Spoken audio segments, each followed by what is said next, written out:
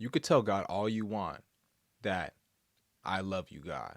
But if you don't obey his commandments, you don't love God. It's that simple. You could tell God all you want, God, I trust you. But when God's calling you to step out in faith, you don't move an inch.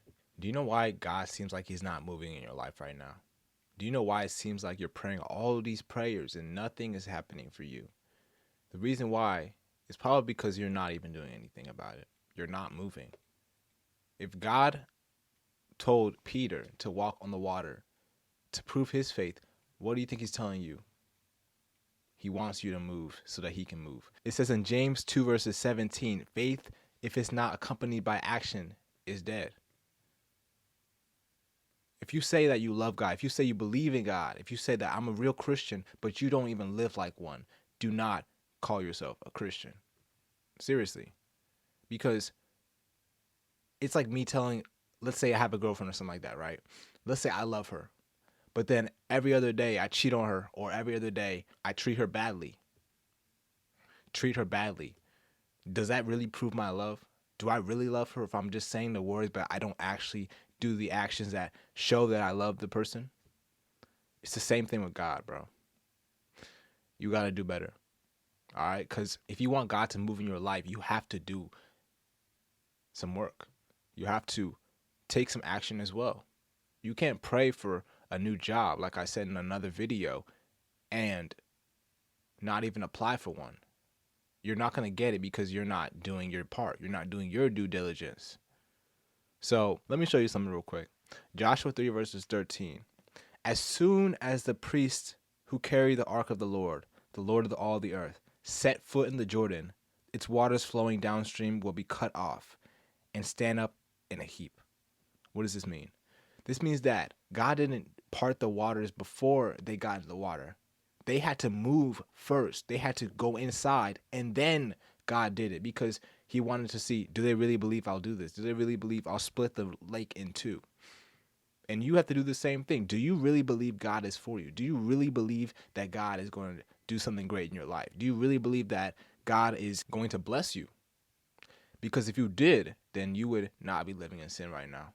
You would not be intentionally going back to that guy or intentionally going back to that girl because you're scared of going out of your comfort zone, even when this person doesn't even treat you right. And that's why a lot of people say they're Christian, but they don't actually live like one. And that doesn't count as a Christian. And I'm not saying it's not about works-based salvation.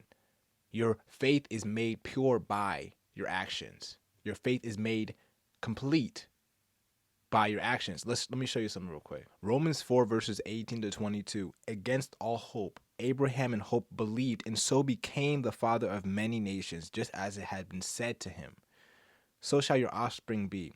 Without weakening in his faith, he faced the fact that his body was as good as dead, since he was about 100 years old, and that Sarah's womb was also dead. Yet he did not waver through his belief regarding the promise of God, but was strengthened in his faith and gave glory to God, being fully persuaded that God had power to do what he had promised.